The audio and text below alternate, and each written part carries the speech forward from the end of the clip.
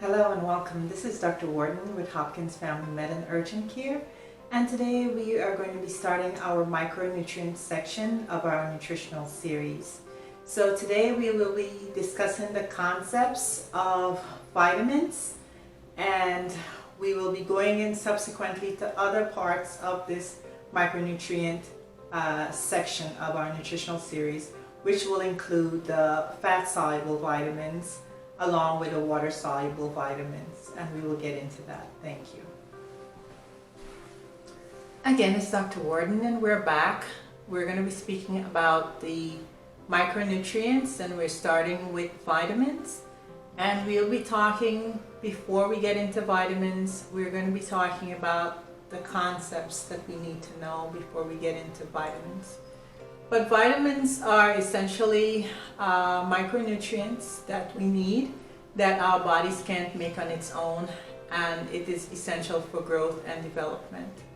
So let's get into the concepts. There are mainly 6 concepts that I'd like to go over with you before we start getting into the fat and the fat-soluble and the water-soluble vitamins.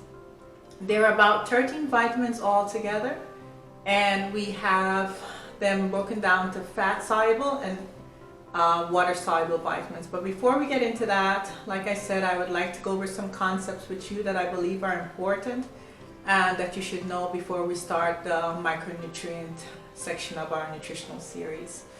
So this is going to be part 1. And we're going to be speaking about these 6 different concepts.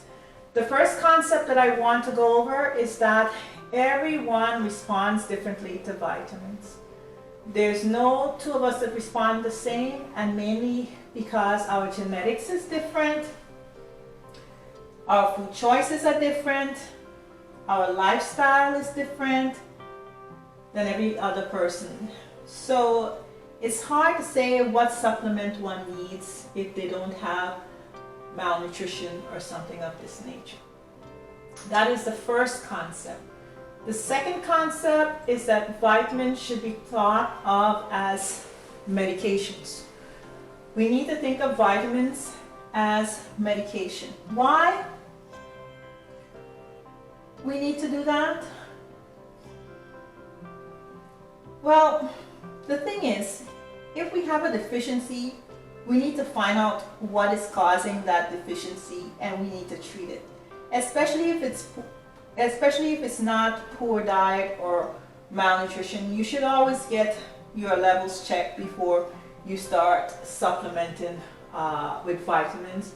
And this becomes very important when we start talking about fat-soluble vitamins. So that's the second concept. The third concept that we have to think about is that except for vitamin B12, which is water soluble, and vitamin D, which is fat soluble, you can get just about every other vitamin from whole food plant-based diet. You can get all of those except for B12 and vitamin D. The fourth concept that I want to go over is 2 things happen when we take excess amount of vitamins. One is that we can excrete them. When we excrete them, we are excreting them through the kidneys. And most of the water-soluble vitamins are excreted. Excess are excreted. But then we can also accumulate it. Fat-soluble vitamins are known to be accumulated. And those organs that it accumulates would be in our fat, like fat cells. And we also accumulate it in the liver and the kidneys, and it can cause toxicity. So those are 2 concepts, 2 things that we need to know about excess vitamins. The 5th thing that I want to go over is this Dietary Supplement Health and Educational Act that was passed in 1994. Basically, this is saying that the government does not ensure the safety of those supplements in which we buy at our health food store or at our grocery store, wherever we're buying our supplements. It does not ensure safety. That act was passed, and basically it took away the right of the government to ensure safety of a product before the manufacturer puts it out. The other thing is, when there's a problem, however, the FDA can step in and regulate whatever that product, whatever it was that was going on. The government then can regulate that at that time, but not before. So it's important to understand this concept that the same person selling you the product benefits from you buying it, and that same person is the person who decides the safety of the product. So for example, if a product is placed on the market, we do not know the safety of it other than what was told to us by the person who's selling it to us. There's no research or any of that stuff being done that is put out by a governmental agency. And that's one of the reasons why many doctors will tell you if you're taking a supplement, you're basically taking it at your own risk. And something may or may not happen to you when you take that supplement, because the only data that we have that's out there is the stuff that the manufacturer, the person who you bought it from, is putting out. So it's important to remember this Dietary Supplement Health and Educational Act. And the government only steps in if there is something that went wrong, or there's side effects of that medication that is causing bodily harm or something of this nature to patients or people who have already taken the product.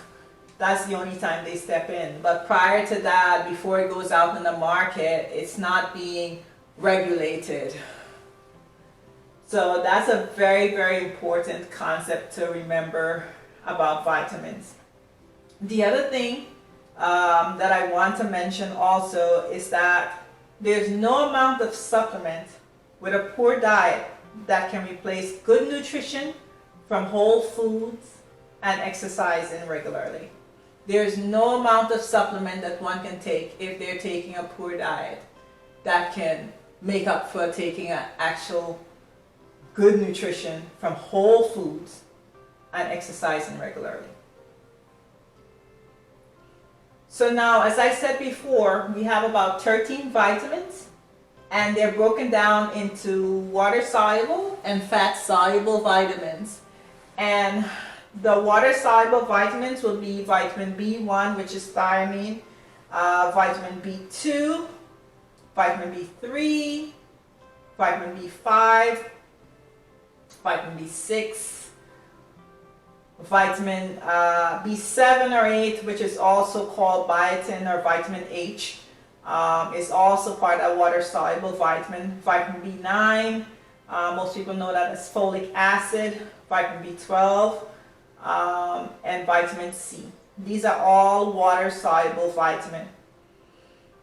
The other leg of the vitamin, of the 13 vitamins is the fat-soluble vitamin. And out of that, you have vitamin A, vitamin D, vitamin E, and vitamin K. So we will be breaking down the other parts of this vitamin section into fat-soluble and water-soluble vitamins. But I wanted to make sure we go over these concepts about vitamins before we even get into what type of vitamins, what they do, where are good examples that we can find them in nature, and going forward, and some other important concepts as we go through these vitamins micronutrient series. So again, there are about 6 concepts that I wanted to make sure that I did. And starting off with the fact that everybody responds differently to vitamins. Secondly, that we need to think of vitamins as medications. That except for vitamin B12 and vitamin D, you can get just about everything you need from whole food plant-based diet. And then also the 2 things that happens when we take excess is excretion and accumulation. The Dietary Supplement Health and Educational Act, basically the same person that's selling you that product is the same person that's telling you the safety of the product. And it's the same person you're buying it from for the most part. So it's not a regulated industry unless something goes wrong, and unless we have problems with the actual product, then the FDA would step in. And the other very important concept is that there's no amount of supplement that you can use for a poor diet. That really and truly you need to eat and have a good nutrition with whole foods and also exercising regularly. That's the most important thing. So again, it's Dr. Warden from Hopkins Family Med and Urgent Care, and we will be starting our micronutrient series. We've already done the macronutrients, which are included the proteins, the carbs, and the fats. And I also, during the fat part 2, explained to you about how to read and look at your lipid panel or your cholesterol panel. So now we will be talking about the micronutrients, and we will be starting. So our next section will be on fat-soluble vitamins. Thank you.